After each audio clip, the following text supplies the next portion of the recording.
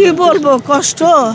এ বুকে তো রক্তক্ষরণ হচ্ছে, তো কিভাবে বলবো, এ রক্ত কিভাবে দেখাবো, কিভাবে দেখাবো। গত 7 তারিখে আমার হাজব্যান্ড মারা গেছে, উনিও জিয়াউর রহমানের, খালেদা জিয়ার ভক্ত। আজকে আমার মা মারা গেছে, তাহলে বলেন এই হৃদয় থেকে কি কথা আসবে? মাকে তো হারাইছি, পুরো 18 কোটি সন্তান মাকে হারাইছে। আপনাদের এখন একটাই কথা, শেখ হাসিনার বিচার চাই, শেখ হাসিনার বিচার চাই। বিষক্রিয়া করে আমার মাকে হত্যা করেছে, আমরা শেখ হাসিনার বিচার চাই। এক কাপড়ে এবং পরিত্যক্ত একটা কারাগারে দাঁড়ায় থেকে ওনাকে যেভাবে একা আসামি করে ওইখানে রাখা হয়েছে, তাকেও সেখানে রাখা হোক, রেখে ওনাকে কষ্ট দিয়ে দেওয়া হোক, যে বোঝানো হোক যে কিভাবে আমার মা কষ্ট পেয়েছে।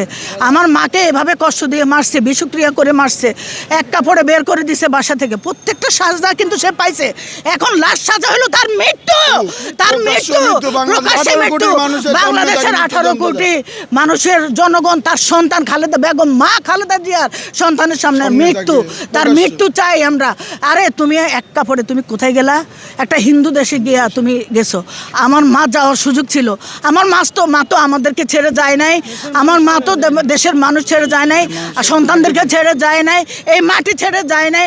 আজকে সেই মাটিতে সে শায়িত হবে ইনশাল্লাহ, তাকে ভালোবাসা, অনেক ভালোবাসা নিয়ে শায়িত হবে আমার মায়ের।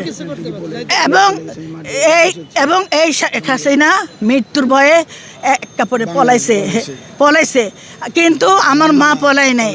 আমার মা আপসীর নেত্রী, তাহলে বুঝে দেখেন আমার মা কি ধরনের নেত্রী, যে নাকি আমাদের কাছে চলে যায়নি, আজকে শেষ নিঃশ্বাস ত্যাগ করেছে। এবার কে? আরে আল্লাহ, তুমি ওনাকে বেহেশত নসিব করো, আল্লাহ তুমি বেহেশত নসিব করো, আর কিছু বলবো না।